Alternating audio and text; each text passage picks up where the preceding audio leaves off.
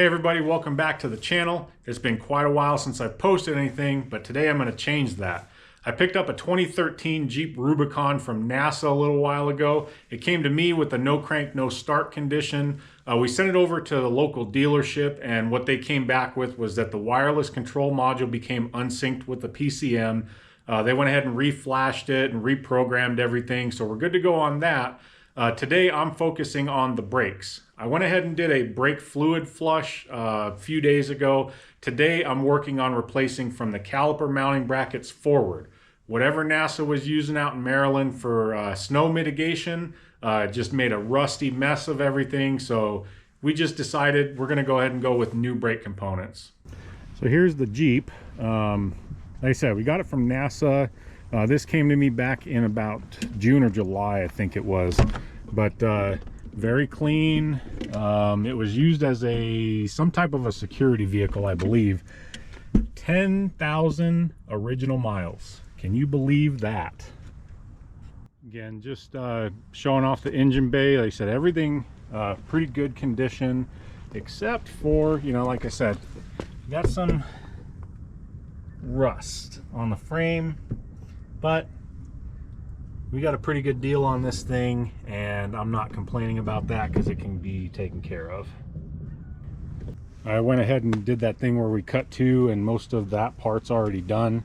I got the Jeep jacked up, and I'm putting all my faith in my Harbor Freight jack stands. But you would ask, why after 10,000 miles does this thing need all new brake components? And you will see the rotors and the calipers and then all the other rust stuff that we're dealing with up here. Like I said, this is just pretty much going to be a play toy, and we'll just see where it goes.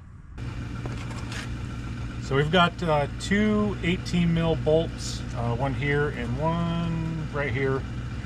We're just going to take them off, and I'm going to hang the whole bracket up while I'm waiting for the parts to arrive.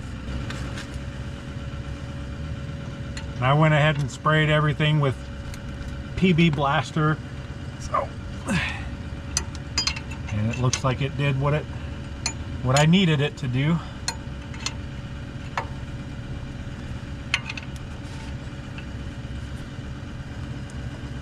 Hopefully, there we go.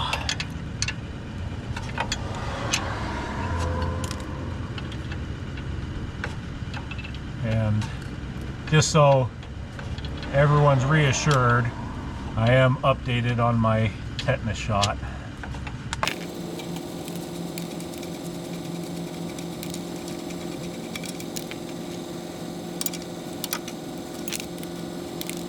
I'm going to leave this loose and hit it with a hammer just to get all that rust knocked off of there.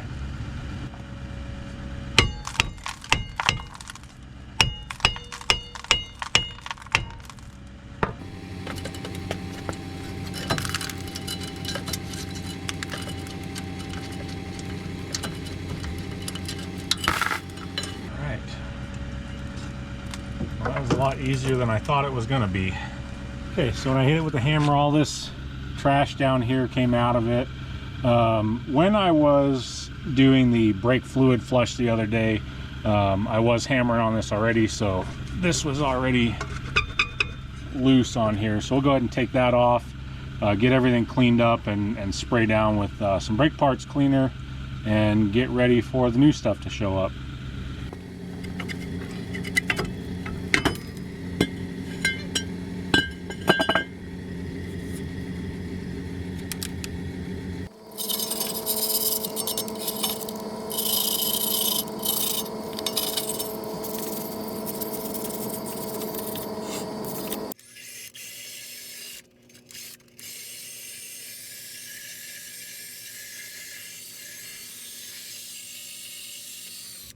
Well, it seems like a guy can't catch a break at the moment.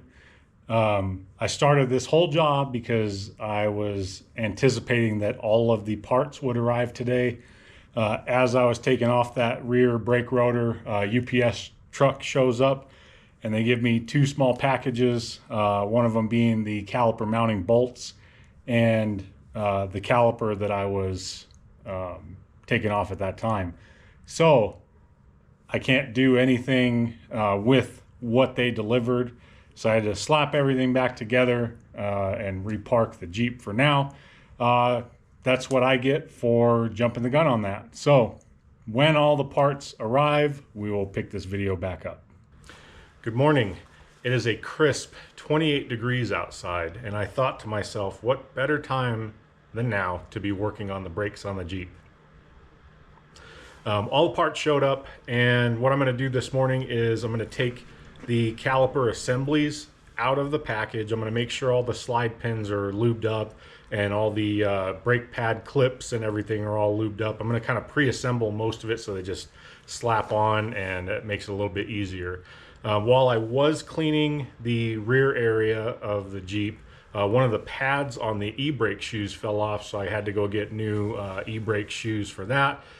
What I'm hoping is that the hardware for it is good enough that we don't have to make one more run to the parts store to get new stuff. By now, NAPA's become my best friend. I'm lucky that we have one about a mile away from us. So let's go ahead and get started.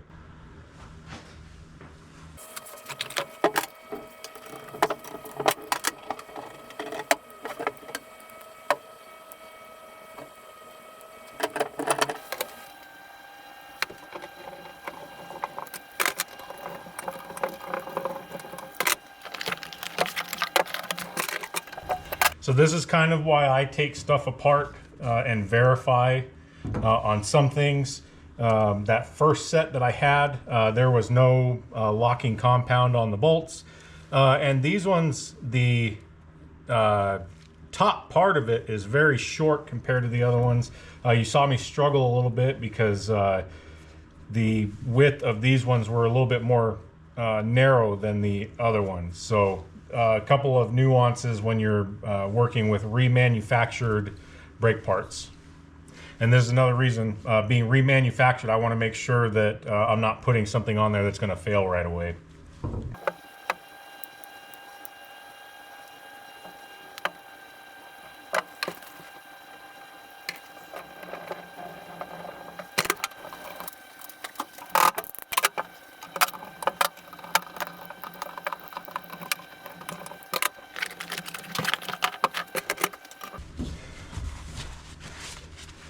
All right, now that we've got some reassurance, let's go ahead and get started with putting these things on the Jeep.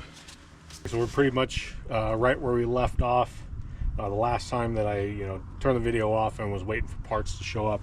This is what I was talking about.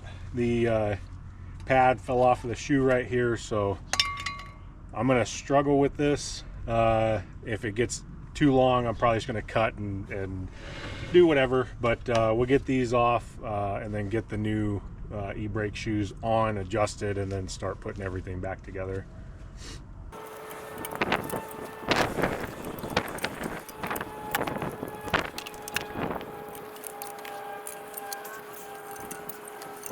Okay, so those are off, and I'm gonna try and get this all cleaned up. Springs look okay, just rust covered, so I'll get those all cleaned up as well. Slap the new ones on there and then put everything back together.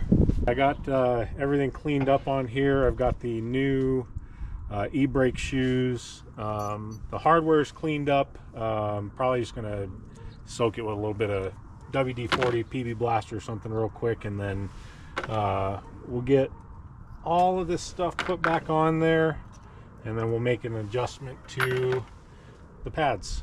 Okay, when you put the pads back on there, there's two different ways the springs can go.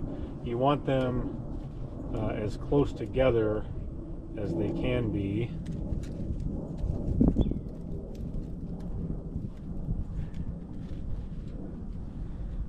So when they go together, they're going to go like that. You don't want them paired up and far away from each other, or else it'll make it very difficult to put those springs back on. So that's how it'll go back on there.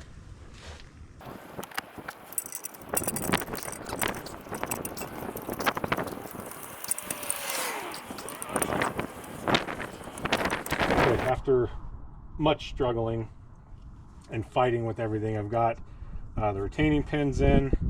This spring I've got to attach, and then I've got the other outside spring over here to attach. And then we'll be able to put the new rotor on and throw everything back together for this side.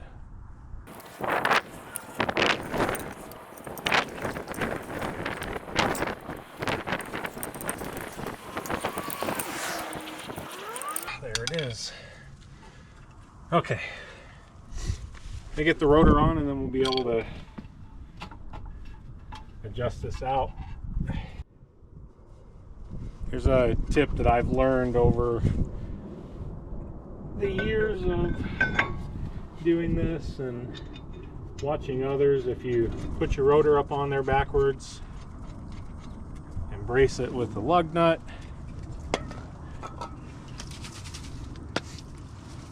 you can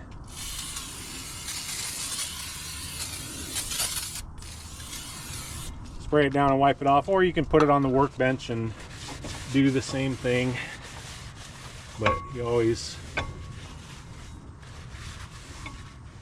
wipe down all the junk off of there from shipping and whatnot.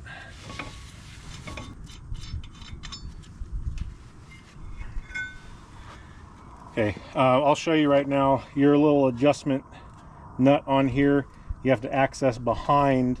There's a little plug that you pull out of here, and you make the adjustment to spread this out against the rotor, and you're not going to be able to see that with the rotor on. So put the rotor on and I'll make the adjustment. All we're looking for is just the slightest drag when you're spinning, and then it'll wear itself in on when you go take it out for the first drive. Okay, so the new rotor's on there. The parking brake pads are adjusted. I've got 2 new mounting bolts for the whole caliper assembly. These get torqued to 77 to 80 foot-pounds when you put them in. So we'll go ahead and get the new caliper thrown on, hook the brake line back up, and then we'll bleed this one, and then I'll move on to the second one to get that done, and then we'll pick back up the video when I do the fronts.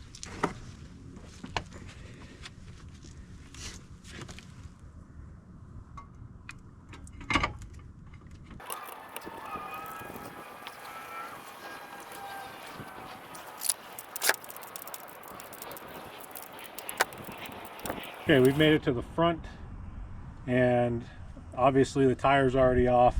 I've got the brake line pinched. I'm going to take that brake line off, loosen the caliper out, and then get the rotor off. This one should be pretty straightforward, pretty easy.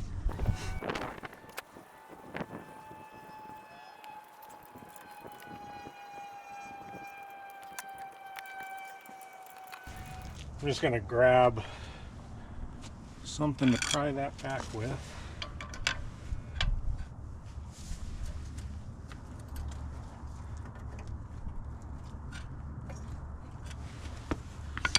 A lot easier to take that off of there. So that's off of there. I'm going to go ahead and get the new one all set up, and then we'll go ahead and slap it back on there. Old rotor's off. Everything's cleaned up. The new caliper is loaded with the new pads. We're just going to throw the new rotor up here, get it cleaned off, and get this thing all buttoned up.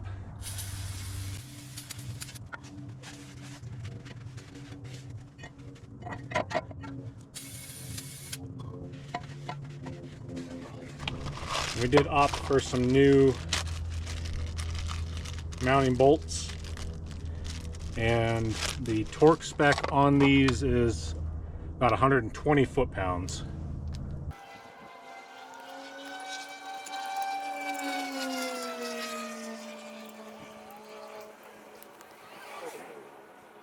Okay, so we're all torqued up, everything's good to go on this thing. Last thing to do is bleed the air out of this and do the other side, but it's the same as this, so I'm not going to film it.